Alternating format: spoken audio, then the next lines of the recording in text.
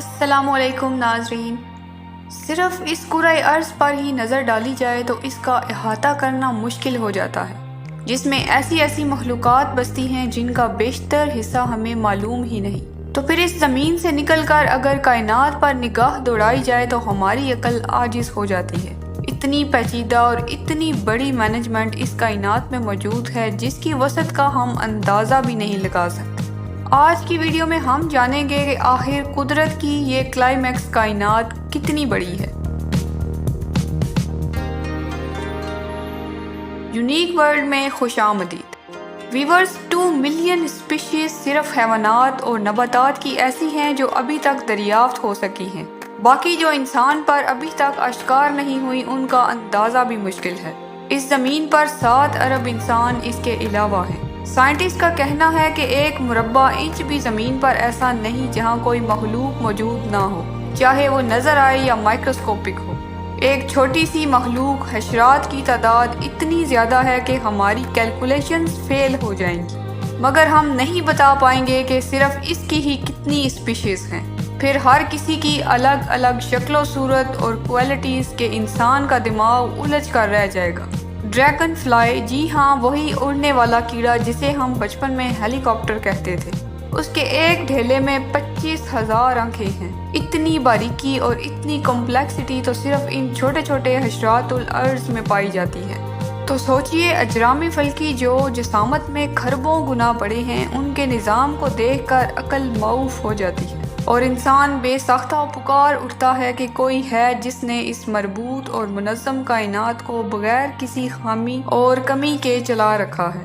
یہ تو صرف ایک سیارے زمین کی بات ہے جس کے پیچ و خم میں دماغ چکرا جاتا ہے۔ اس کائنات میں زمین کے علاوہ اتنے اجرام فلکی ہیں کہ ہمیں ان کا علم ہی نہیں۔ آئے دن ناسا کی تحقیقات سامنے آتی رہتی ہیں۔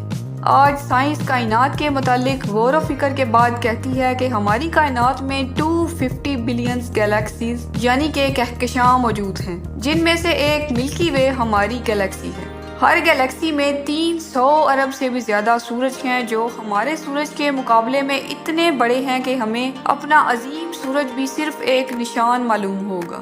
اتنی بڑی کائنات میں ہمیں اپنی کم مائگی کا احساس ہوتا ہے اور اپنا آپ بہت حقیر محسوس ہوتا ہے۔ ناظرین، آپ اندازہ کیجئے اس عظیم الشان کائنات کی وسعت کا جو مسلسل پھیل رہی ہے اور سفر میں ہے۔ اس کی کہاں حد ہے اور کہاں تک پھیلی ہوئی ہے صرف وہی جانتا ہے جو اس کا خالق ہے۔ اسی کی قدرت اس پر حاوی ہے کہ تمام اجرام فلکی جو آپس میں ایک ساتھ موجود ہیں اور حرکت کر رہے ہیں، کبھی ایسا نہیں ہوا کہ وہ آپس میں ٹکرا جائیں۔